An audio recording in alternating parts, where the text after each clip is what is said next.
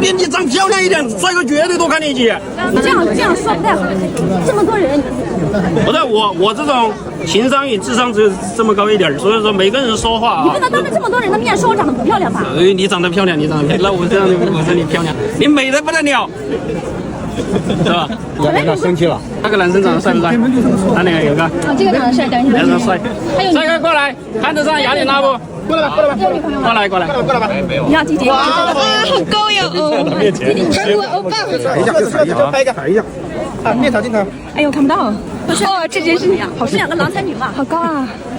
哎，这个可以。我也说。你们互相介绍怎么来吧，沟通一下。反正也没对象，其实我也不介意娶一个男人回家啊。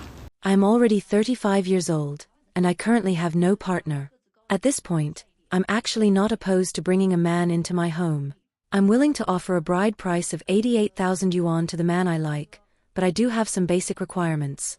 First of all, he must be tall, good-looking, and preferably younger in age, at least with a bachelor's degree or higher. Additionally, I can provide him with a house and a car. However, my house still has a mortgage, so after marriage, we'll have to share the burden of repaying the loan. I plan to go out to work and earn money after marriage, while the man can be responsible for managing some household chores and cooking. Of course, he must have a formal job, not necessarily making a lot of money, but at least capable of supporting himself without relying on me. Furthermore, after marriage, he will need to live with my parents. As for children, I will decide according to my own wishes, and the children will take my surname. In summary, if I can find a man that I like, I am willing to offer him a bride price of 88,000 yuan, and I might even go up to 100,000 yuan. I look forward to meeting my Prince Charming in 2025. 因为你们曾经谈过条件好的男人，被条件好的男人翻过牌子。You leftover women when facing marriage have become picky because you once dated men with better conditions. After dating men who have cars, houses, and good conditions, you might find ordinary men less attractive. For example, after riding in the front passenger seat of a Mercedes-Benz or BMW, you may feel that dating an average man is meaningless. It's very difficult to switch from luxury to simplicity. Many leftover women may be like you. They might have only 1 or 2 dating experiences, but these men were usually well off, perhaps civil servants or employees in state-owned enterprises, or handsome men over 1.75 meters tall. After dating such men, it becomes hard for them to accept dating men with poorer conditions because they can't stand not being able to hold their heads high in front of their friends. They're afraid that others will laugh at them, asking how they went from a civil servant to an ordinary man. How could they go from dating a 1.8-meter man to a 1.65-meter man? Many of you leftover women live in a fantasy world when it comes to relationships, unable to face reality. Some women may not realize that many men who are willing to date you leftover women don't do so because you are particularly special or outstanding, but because they think you are cleaner than some other women, like those working in bars, and are just temporary playthings, nothing more. So these men are willing to date you, but few would consider a long-term relationship. This is because they usually won't accept an older woman as their long-term partner. So, you leftover women will forever date but never marry, wasting your time and energy in vain. That's why I advise you to find an ordinary, honest man and live a good life together. Even if he is only 1.65 meters tall, earns 3,500 yuan a month, or only has a junior high school education, he has still made the firm choice to be with you. This kind of man will respect you, understand you, and acknowledge you. But why is it that you can't accept marrying such a man? Have you thought about it? It's not that no one likes you, it's that you push away the good men who like you. In your eyes, you're only dealing with business, making endless demands and negotiating terms. What true emotions do you still have? Aren't you just talking about conditions with that man? You only look at his conditions, not the feelings. Isn't that just like doing business? So I advise you to stop negotiating, stop over-demanding, and stop insisting on being picky. Go find a man who can accept you and live a good life with him. For example, a man who earns 3,500 yuan a month, is only 1.65 meters tall, divorced, and has a child. Or perhaps a man who is from a rural area, has no savings or income, and is suitable for you. Although his conditions are not as good as yours, you can support him and help him. Together you can buy a house and a car, and soon this man will have a house and a car, right? This is not a problem. helping him buy a house and a car, and then marrying him as his wife. This is also your joint property as a couple. Don't think of it as you paying for him. The house and car you bought after you two marry, aren't they also your joint property? Aren't you living there too? Don't argue. You're already 38 years old. At your age, this is what you'll need to do to get married. If you don't want to contribute to buying a car or a house, you won't find a man who meets your ideal conditions. So, if you want a man who has a car and a house, then you'll have to buy it for him. That's the only way he'll have it. Don't argue, don't make excuses by saying that men take advantage of 38-year-old leftover women to get them to buy cars and houses. At your age of 38, if you don't contribute, you won't find the kind of high-quality, tall and handsome man you dream of.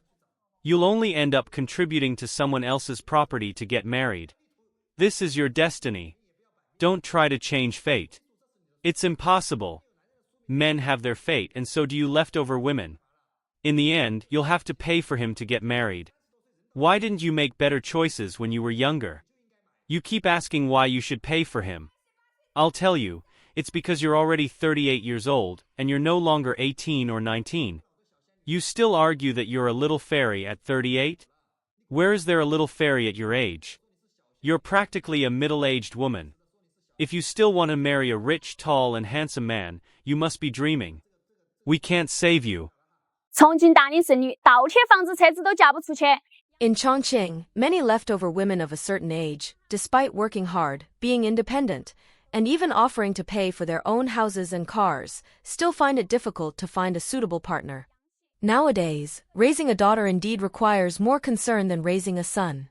If you look at the documents behind me, about 80% of them are girls. Most of these girls hold bachelor's, master's, or even doctoral degrees, and their jobs are not bad either. Most of them work in state-owned enterprises or central state-owned enterprises, and each of them is more outstanding than the other.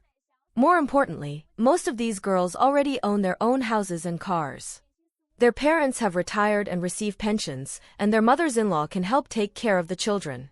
They don't even ask for a bride price anymore. Despite all this, they still can't find a man to choose them.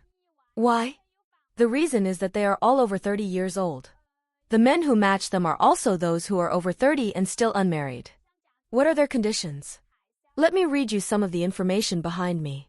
Here's a 33-year-old man. He works in sales and earns about 5,000 yuan a month. Then there's a 38-year-old man, an employee of a state-owned enterprise, earning about 150,000 yuan a year, but he's divorced and has 2 children. There's also a food delivery guy earning about 6,000 yuan a month. Then there's this guy, whose conditions are a bit better. He's 36, works in a private enterprise, earns 10,000 yuan a month, has a car and a house, but his height is only 1.66 meters, and he's still unmarried. As you can see, the chances for these girls, who are over 30, to get married are really small. It's not that you're not excellent or that you have high standards. The main reason is that men who are a little bit better have already been taken by other women before they turn 30. The remaining men, you simply don't find attractive. Occasionally, you may meet a high-quality, unmarried man who is under 30, but as soon as such a man appears, he is quickly snapped up by many women in their 20s. These young women make it nearly impossible for older women to compete, and finding a suitable partner almost becomes an impossible task. It's really frustrating. So, everyone should get married as early as possible. Age is really important. 有女生私信我，说我不要彩礼是便宜货。 A girl left me a message saying that by not asking for a bride price, I'm cheap, and that if I give a man a bride price, then I'm a loser. Sister, I'm not like you. You're young, beautiful, and have a great figure. The men chasing after you could form a line all the way to France, and you could pick and choose. But I'm almost 35, and I really don't want to wait any longer. If I don't offer tens of thousands of yuan as a bride price to a man now, I'll probably end up alone for the rest of my life. You don't know what it's like to be single for so many years, while everyone around me is getting married and having children, and I'm still alone, feeling more and more pressure. You say I'm a loser for offering a man a bride price, but honestly, I don't care about those labels. I only know that if I don't take action now, I might never have another chance. I want a happy family too, but now I don't have many options left. My age and circumstances no longer allow me to be picky. Please be a decent person and stop saying things like that. Are you trying to make me stay lonely for the rest of my life? 说什么30岁以上就是大龄剩女，想结婚就要趁早的男人听。 Some people always say that women over 30 are leftover women, as if a woman only has value if she gets married while she's young. But I want to tell you that marriage is indeed an important decision, but not everyone needs to follow the timeline you've set for life. Especially when men keep saying that women should get married and have children once they reach 30. Have you ever thought about how, in my 20s, I had so many things worth doing, so many opportunities waiting for me to seize? I was busy studying, busy attending prestigious schools abroad, busy accumulating experience in big companies, busy starting my own business, busy seeking funding, busy competing for awards, busy making money, buying a house, buying a car. I was busy reading dozens of books a year, busy exercising to become an all-around talent, busy traveling around the world to broaden my horizons and enjoy life. Should I give up all these wonderful experiences just to cater to your age anxiety, and get married and have children to serve your family? Do you think I'm doing this because I don't know my own value, or because I lack wisdom? Although I'm 36 and still unmarried, even if I could choose again, if I had gotten married in my 20s, I would only choose someone who could provide me with resources and a platform for development. Because I would never risk my future on an investment that gives no return. Marriage is a major decision, and the opportunity cost I invest must be compensated by the resources provided by my partner. If I can't find such a person, I can create my own career and achievements on my own. A woman can also achieve success through her own efforts. You can't expect a lousy man to change my life. If you don't have even the basic resources, can't offer support for my development, and instead want me to sacrifice everything to cater to your life plan, isn't that just blatant exploitation and demands? Do you think I should give up all my efforts and contributions to meet your life expectations, just to become a woman who only cooks and does housework at home? To put it bluntly, you just think young women in their 20s are easy to deceive, control, and bully. Now that you see that I'm no longer easily compromising, you're starting to panic. You're in a hurry to get me to give up everything for a so-called relationship that doesn't even guarantee anything, just to waste time and energy. You men, stop using the self-objectification label to label women who are clear-headed. You lack any self-awareness, and have no basic respect for us. What gives you the right to call us leftover women? 我就是那个人人唾弃的大龄剩女，快40岁了还未婚未育。 I am the leftover woman that everyone often talks about. I am almost 40 years old, unmarried and childless. Honestly, I do have some regrets for not having thought about having children earlier. If I had, my mother would have faced less gossip behind her back. Although the neighbors do not dare to say such things to my face, whenever relatives and friends discuss my unmarried and childless situation in front of us, my mother always becomes quiet and listens without saying a word. Some people even say directly that, due to my age, it will be harder for me to have children and recovery will be difficult. Some even go further and say that I won't be able to have children at all in the future, no matter how hard I try. These words often make me notice my mother secretly crying, which breaks my heart. She is a strong woman, but every time I see her shedding tears, I truly feel sorry for her. In fact, seeing my mother's tears makes me feel a deep sense of guilt. I regret not making decisions earlier, and not considering these matters sooner. However, to be honest, I have always believed that marriage is a very serious decision. It's not just about randomly finding a man to marry for the sake of having children. It's about thinking rationally. Having a child is not just about giving birth, but about taking responsibility for their entire life. As a mother, I want to understand the responsibility and meaning behind having children before making such a decision. Therefore, I need to find a man who is financially stable and suitable in many aspects, and one with whom I have mutual affection. I couldn't imagine living with a man I don't like for the rest of my life.